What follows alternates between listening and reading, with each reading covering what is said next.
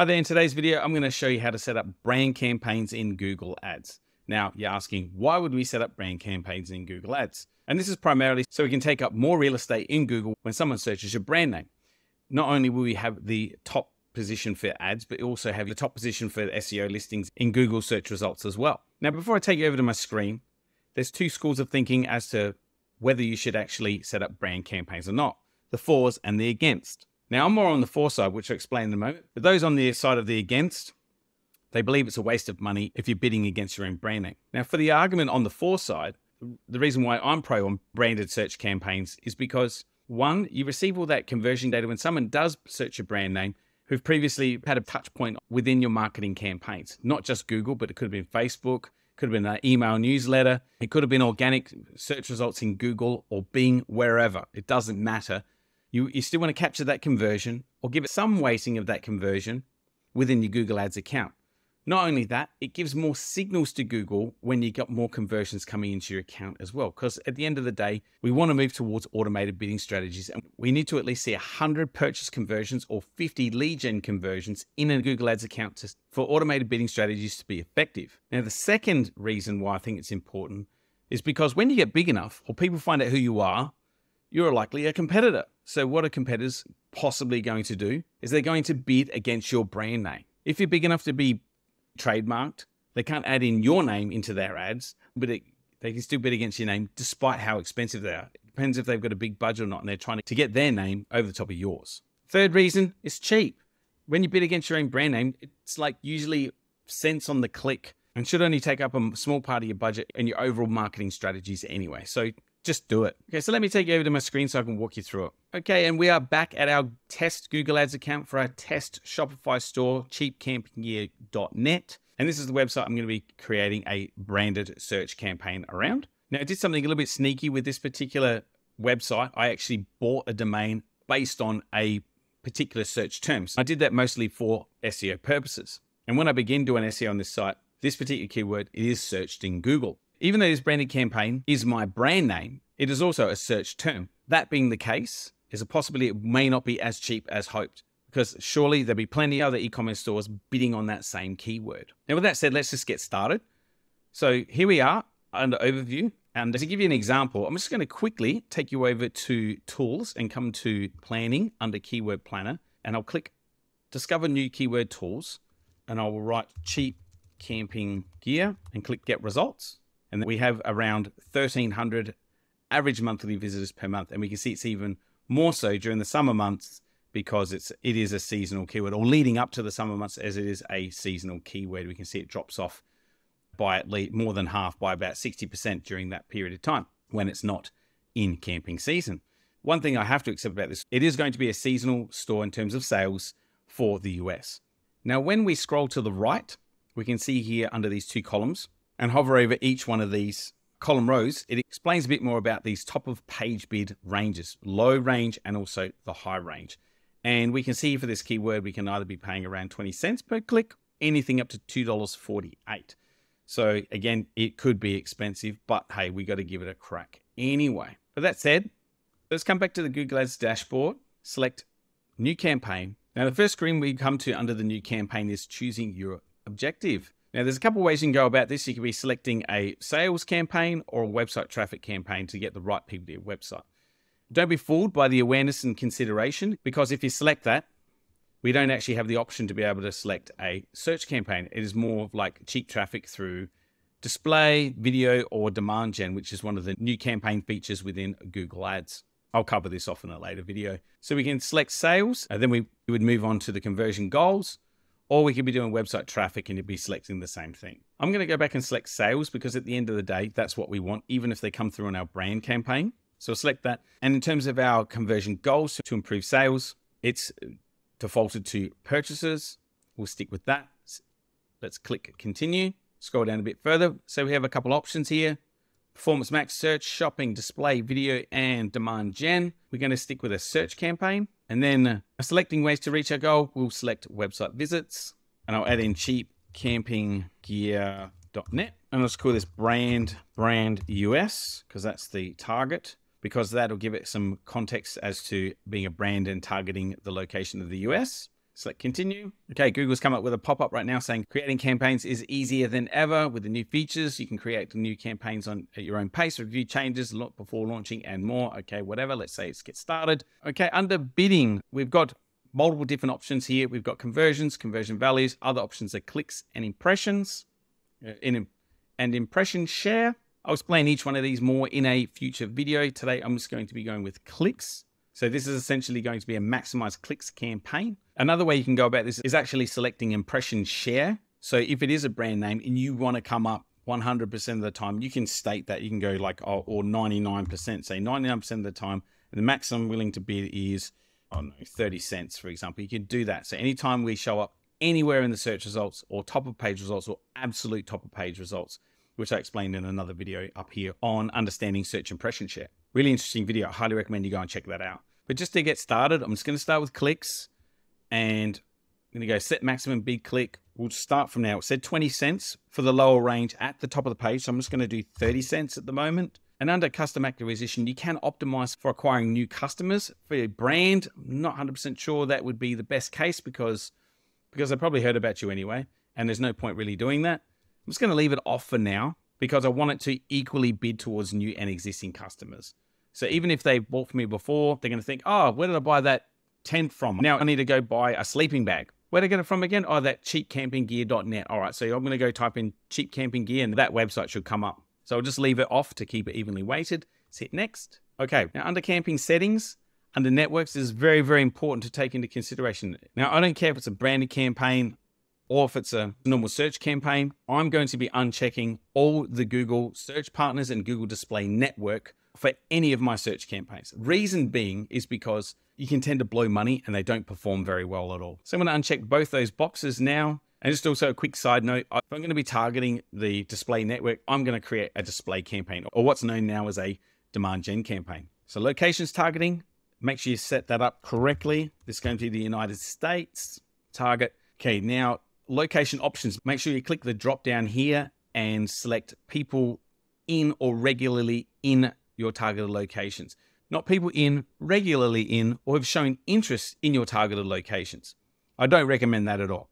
Reason being is because if someone lives in Canada or Mexico or India and they've shown interest in camping gear, doesn't mean they're going to buy from that. You should always create a campaign or campaigns with different target locations, depending on how much volume you're expecting to come through. Because you might have other things you need to take in consideration, like it might be a different currency that you would need to be setting up for those particular campaigns, different language, different wording for the ad copy, etc., etc. There's multiple different reasons, but this is the best way to be targeting for any of your campaigns, in my honest opinion. However, on the contrary, if you do hover over it, they give you a good example of where you may want to use people interested in, people who will be traveling. For example, here they're using a bakery in Paris and choose Paris as a location. That's where it may make sense to leave the targeting on people interested in your location. Anyway, completely up to you in terms of your strategy. We said it's English, but I will state it, uncheck that and leave it on all languages because this is based on locally targeted areas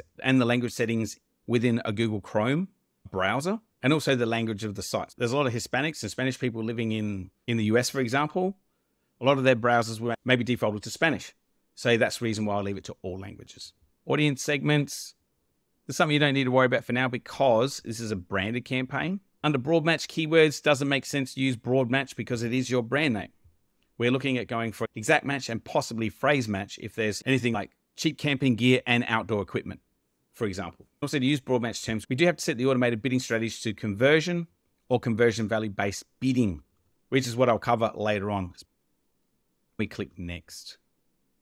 And now onto keywords and ads. Now you can have multiple different ad groups within a campaign and usually create these ad groups around keyword themes. But for this example, we're just focusing on the branded campaign.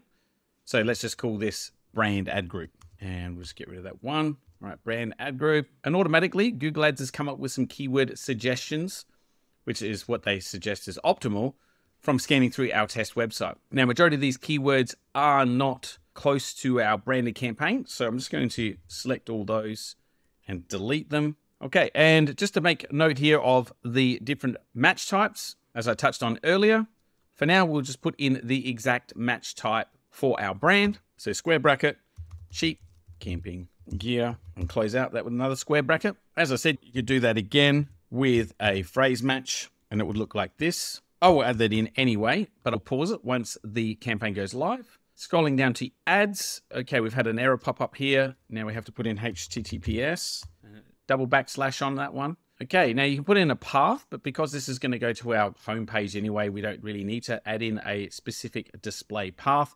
It can be different from our current URLs.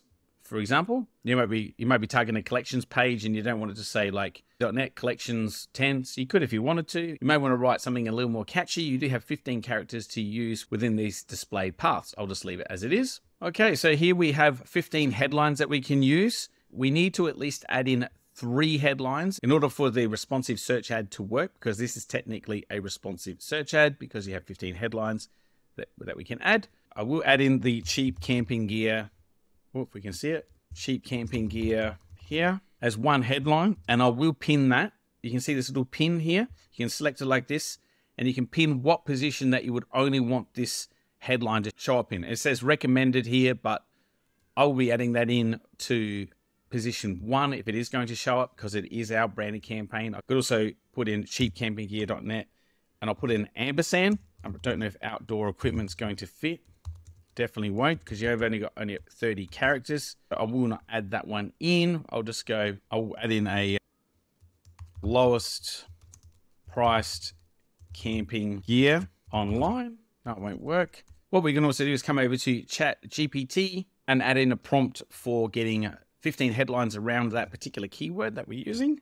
So we can say, create Google ads, Google responsive ads, add headlines around the keyword cheapcampinggear.net or cheap camping gear. I'll be more specific for a branded search campaign. Also add in some headlines about the price being low, being the lowest on the net. Don't forget CTA headlines. Don't forget headlines. CTA headlines like shop now, etc. All headlines can only be a maximum of 30 characters, including spaces and length. Now I'll add this prompt, if it does work well, in the description below in this video. So please take a look and feel free to take it for yourself and modify it to suit yourself. So let's hit enter, see what it comes back with. Okay, excellent. It's come up with some different headlines that we can use for our branded campaign. I may not take all of them, but I'll pause this video while I go and add them back across to our Google Ads headlines here. Okay, so now I've gone and added in 14 of those 15 I'm happy with. Could add one more, but 14 is enough for a branded campaign, probably more than enough, depending on how specific you want to get. So to get 4 descriptions, I'll head back over to ChatGPT and I'll add in the prompt, now create 4 branded Google Ads descriptions.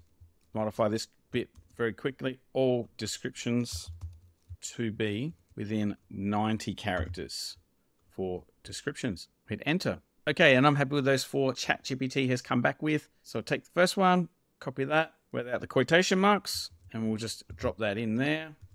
Oh, I think I might have done that twice. Command Z. And you can always, by clicking the plus button here on just underneath each description box to add. Same again with the headlines. I failed to mention that before, but now you know. Okay, and I've added in the descriptions into this responsive search ad. And you can see here, and just a quick tip, you'll notice that I've used an exclamation mark here in each one of these descriptions, or ChatGPT had, and you cannot use exclamation marks actually in the headline, so I just have to delete those out. You can use some symbols like an ampersand, numbers, brackets, but anything that is clickbaity, like an exclamation mark within headlines, will be automatically disapproved by Google. Now you can add in a business name, business logo, site links, which is to do with ad extensions, and same with callouts. I'm covering that off in future videos. And there's plenty more asset types that we can be adding to make your ads pop and really stick out in Google search. As you can see, when you hit the drop down here, there's the different types that you can use, which I'll be covering off in a later video. And same with template tracking. That's a little more advanced, and I'll cover that way down the track. Not really necessary at the moment for branded campaigns. So you can select done. You can see a small snippet of what the ad will look like here. So let's select next. And lastly, onto budgets before we get to the review screen. Almost there. Google does come up with a few suggestions and recommendations. Completely up to you what you want to set this at in terms of a daily budget. But because this campaign is just an example, I'll set this as $1 a day. Now, naturally, Google's going to ask you to increase your budgets for them to be effective, but that's fine. But one thing you should also note here for where it says in any given month or for the month, you won't pay any more than your daily budget times the number of days in a month. So some days you'll spend less than your daily budgets, and on other days you might spend twice as much as your daily budget. But it would all even out in the end. That's the liberty Google has when it comes to daily budgets. So don't be alarmed if you see that you've put in $10 and it's spent $20 in a particular day. It will spend $300 over the course of 30.4 days on average. Okay, now that we set our custom budget, we'll select next. Okay, and now we're at the point where our campaign is ready to be published. You can see there's a few things to look at and check, like our campaign optimization score. Now there's a few reasons why that's not 100%. We haven't added any assets into the campaign yet, like ad extensions, logos, and all those other things I mentioned earlier on. You see here the recommendations for adding in at least 4 site links. And everything else looks good here. Maximize clicks, Google Search Network only, all languages, United States. We've only got 2 keywords in there. You can add in multiple ads, by the way. It doesn't have to be just one. Because it's a responsive search ad, it may not be necessary to do so at this stage. And we can click Publish Campaign. Okay, and we've been brought back to the overview screen. We can see here that the campaign has been created. It's under the policy review at the moment. It takes 1 or 2 days, especially when it comes to a new account. Ads and impressions may start sooner, but they are upcoming in addition to clicks. And that's essentially how you set up a branded campaign. Thanks for watching, and I hope you got some value out of this video, and I'll see you in the next. If you'd like to boost sales in your Shopify store by increasing your average order value size, check out this link in this page here in the description below. And you're more than welcome to download my free PDF here on how you can implement those strategies for your store. And also keep an eye out for my course that's coming up. I'll be sharing all my SOPs in there on how you can set up Google Ads for Shopify and more. And that's it for today. I'll see you in the next video.